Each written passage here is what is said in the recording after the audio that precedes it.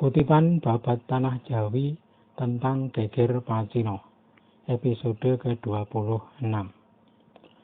Kumpeni Diloji menyerah kepada pasukan Kartosuro. Salompret segera kembali ke benteng dengan pengawalan para prajurit Jawa. Sesampai di benteng, penjaga membuka pintu dan segera menutupnya kembali. Kapten Langpel bertanya, "Salompret, engkau kembali dengan selamat?" Salompret menjawab, "Benar Tuan, Ki Patih memerintahkan kepada Anda kalau memang kumpeni sungguh-sungguh menyerah, besok pagi semua serdadu disuruh keluar pada pukul 7. Semua senjata yang berupa pedang dan senapan dibawa serta dengan diikat menjadi satu." Kapten Langpel meminta saran Letnan Klas. Yang ditanya menjawab, "Jangan lagi banyak pertimbangan, kita sudah berniat mengabdi kepada Sang Raja." Kapten Langpel segera memberi perintah kepada para serdadu agar mengumpulkan senjata mereka yang berupa pedang, keris, dan senapan. Semua senjata dikumpulkan dalam ikatan-ikatan lalu dimasukkan ke dalam peti. Pada pukul 7 pagi hari berikutnya, mereka keluar dari benteng. Sudah 25 hari mereka terkepung di dalam. Penyerahan diri kumpeni di benteng Kartosuro terjadi pada hari Rabu Legi. Ki Patih sudah memerintahkan Raden Aryo Pringgoloyo untuk menerima penyerahan diri pasukan kumpeni. Raden Aryo Pringgoloyo kemudian memanggil para serdadu kumpeni yang menyerah. Jumlah kumpeni seluruhnya ada 250 serdadu. Kapten Langpel sudah bertemu dengan Aryo Pringgoloyo. Keduanya lalu bersalaman. Tampak raut wajah para kumpeni pucat dan kumal. Para kumpeni menyembah meminta belas kasih, tak lagi berlagak seperti dulu-dulu. Raden Aryo Pringgoloyo berkata, "Kalian tunggulah sebentar. Saya akan melapor kepada Ki Patih dan meminta perintah selanjutnya." Utusan Aryo Pringgoloyo kemudian menghadap Patih Notokusumo. Ki Patih memerintahkan agar para kumpeni diperlakukan seperti tawanan yang menyerah. Mereka dikaryakan sebagai abdi sebagaimana yang berlaku terhadap para tawanan perang. Kapten Langpel diberikan kepada Aryo Pringgoloyo. Letnan Klas diberikan kepada Tumenggung Tirtowiguno.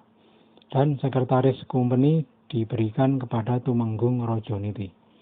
Adapun para serdadu dibagi ke seluruh punggawa. Kapten Langpel tidak menolak dengan perlakuan yang diterapkan oleh Ki Patih. Walau dibunuh pun mereka tak akan melawan. Mereka sudah kalah dan tak merasa lagi memiliki badan sendiri. Seperti itulah yang berlaku jika kalah perang. Raden Pringgoloyo berkata, "Anda berada di tangan saya sendiri, Kapten Langpel. Bapak Letnan Klas di tempat Tirtowiguno. Sekretaris berada di tangan Paman Rojoniti. Itu perintah Ki Patih.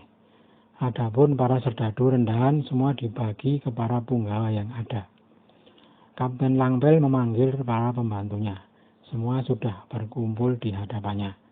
Sekretaris kumpeni berkata, "Saya beritahukan, semua keris para punggawa dan mantri yang tewas di dalam loji sudah dirawat." Raden Pringgoloyo berkata, "Kalau demikian saya akan melapor kepada Ki Patih." Aryo Pringgoloyo kemudian mengirim utusan lagi untuk melapor kepada Ki Patih. Ki Patih meneruskan laporan ke dalam istana. Tirtowiguno yang berjaga di istana kemudian melaporkan kepada Sang Raja. Sang Raja memerintahkan Ki Aryo Maduro untuk membawa sekretaris ke loji dan mengambil keris para punggawa.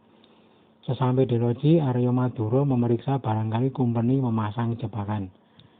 Namun tidak ditemukan apapun yang mencurigakan. Aryo Maduro lalu mengambil keris yang sudah dimasukkan ke dalam peti. Keris-keris itu kemudian diaturkan kepada Sang Raja. Di loji kemudian ditempatkan prajurit penjaga.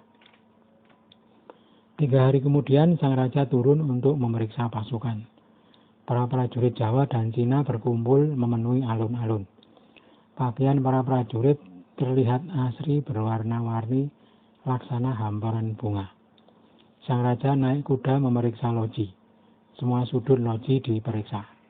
Sang raja kemudian memerintahkan membongkar brikade yang ada. Juga parit-parit penghalang diperintahkan untuk ditimbun. Sang raja kemudian pulang ke istana. Hari berikutnya semua harta benda dari loji dibawa ke istana. Ada emas, uang, perhiasan, dan aneka barang berharga. 417 senapan juga disita. Juga sejumlah meriam dan 161 tong bubuk mesiu. Harta benda dari loji kemudian dibagi merata kepada para punggawa. Hanya Raden Patih Notokusumo yang tidak mau menerima harta jarahan dari loji. Juga tidak mau ketempatan Serdadu Company yang menyerah. Semua Serdadu Company lalu diperintahkan untuk disunat. Juga diberi pelajaran agama dan berganti keyakinan. Lain cerita. 3 anak peninggalan Pangeran Arya Mangkunagara dahulu kini sudah menjadi abdi dalem Punokawan. Namanya Raden Mas Said, Raden Mas Ambia, dan Raden Mas Sabar. Mereka kini sudah beranjak dewasa dan diberi nama baru. Raden Mas Said diberi nama Raden Suryo Kusumo. Raden Mas Ambia diberi nama Raden Maroto Kusumo. Dan Raden Mas Sabar diberi nama Raden Wiryo Kusumo. Kepada mereka diberi tanah garapan yang tak seberapa luasnya. Raden Mas Suryo Kusumo sebagai putra tertua diberi tanah 50 karya dan diberi jabatan Mantri Gandhe Anom. Kedua adiknya masing-masing diberi 25 karya. Dengan tanah garapan yang hanya sedikit tersebut, hidup mereka serba kekurangan. Mereka tak dapat makan enak dan memakai pakaian yang bagus. Keadaan mereka jauh tertinggal dari sesama cucu raja yang lain.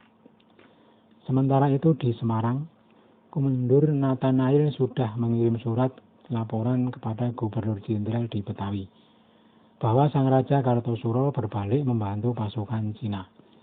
Utusan sudah sampai di Betawi dan diterima Gubernur Jenderal. Setelah membaca surat dari Kumendur Nathanael, Gubernur Jenderal mengumpulkan segenap anggota Dewan Hindia. Mereka melakukan rapat kilat dan segera memutuskan akan mengirim bantuan pasukan ke Semarang.